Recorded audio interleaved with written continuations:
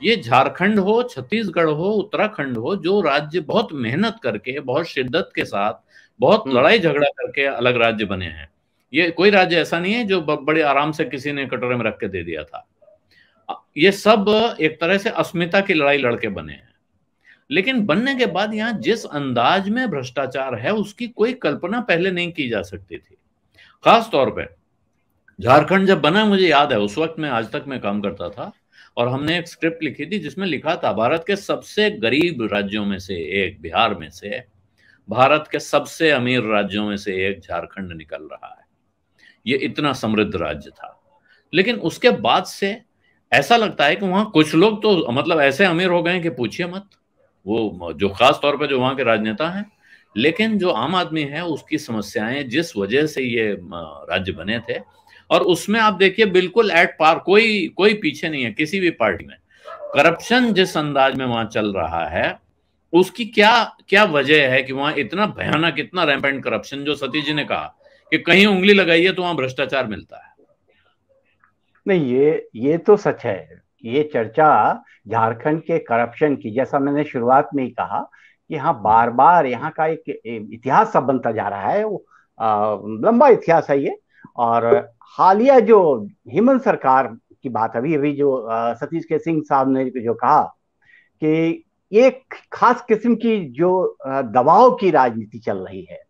हालांकि एक बात और उन्होंने इंगित किया कि कैसे हेमंत सोरेन ने एक बार ऐसा संकेत मिलने लगा था कि हेमंत सोरेन हाथ मिला लेंगे भाजपा के साथ। लेकिन बाद में फिर वो हालात वैसे बिगड़ अलग हो गए। फिर ये तीन विधायकों का गिरफ्तार होना बंगाल में, और अभी तक मामला सुलझा नहीं है। लेकिन हाँ, ऐसे मामले उठते हैं। अब बात होती है भ्रष्टाचार की। झारखंड में भ्रष्टाचार के मुद्दे इतने बढ़ते क्यों हैं? एक बात मैं आलोक जी, मैं फिर से चर्चा करूंगा। मैं कोई झारखंड के किसी पार्टी विशेष का समर्थक नहीं हूं, इसके बावजूद भी मैं ये फिर इशारा करना चाहूंगा कि झारखंड में जो राजनेता हैं उनकी अकलमंदी, और वो आपको बताऊं कि साहब, यहाँ जो राजनेता होते हैं वो घूस लेते हैं और अपने बैंक अकाउंट में पैसा डाल देते हैं। घूस लेते हैं, एक बड़ा बड़ा अमाउंट बैंक अकाउंट में डाल देते हैं। अब सोचिए कि क्या क्या समझ है, इसका अंदाजा हम लोगों को लगता है। और खासकर जब छोटी छोटी बातें, अब जैसे हेमंत सोरेन ने अगर पट्टा बनवा लिया, क्या सोचकर बनवाया होगा? भाई कोई भी मुख्यमंत्री होगा, वो इतनी से नासमझी नहीं करेगा कि अपने नाम से वो पट्टा बनवा ले। अब जेएमएम सोचिए, घोष कांड है जो, जिसमें शिबू सोरेन की को सजा हुई थी, उस मामले में तो यही एकदम हुआ था। दिल्ली के जी। पास गाजियाबाद में इन सब ने फ्लैट खरीद लिए तब सोचिए कि ये हालात है। तो एक बात जो हमें याद आता है डॉक्टर रामदयाल मुंडा का। डॉक्टर थे। रामदयाल मुंडा से मेरी कई बार बातचीत होती रहती थी लगातार ही। वो काफी इन सब मसलों पर काफी उनकी समझ काफी व्यापक थी और बहुत गंभीर समझ थी। डॉक्टर मुंडा बार बार कहा करते थे कि हमारे लोगों को बाहरी जो लोग आते हैं वो फंसा देते हैं। और फंसा देते हैं, कैसे कहना था उनका, कि जैसे बार बार वो कोड़ा को कहते थे, कोड़ा को गाली देते थे। मधु कोड़ा जब मुख्यमंत्री थे तो वो उनके नाम से वो चिढ़ते भी थे। लेकिन वो कहते थे ये क्या है, ये तो ये एक छोटा सा एक मोहरा है। लेकिन इसको फंसाने वाले लोग जो हैं वो बड़े बड़े माहिर खिलाड़ी हैं। और ये झारखंड को इस तरह से प्रयोग में के तौर पर लाया जाता रहा राजनीति में।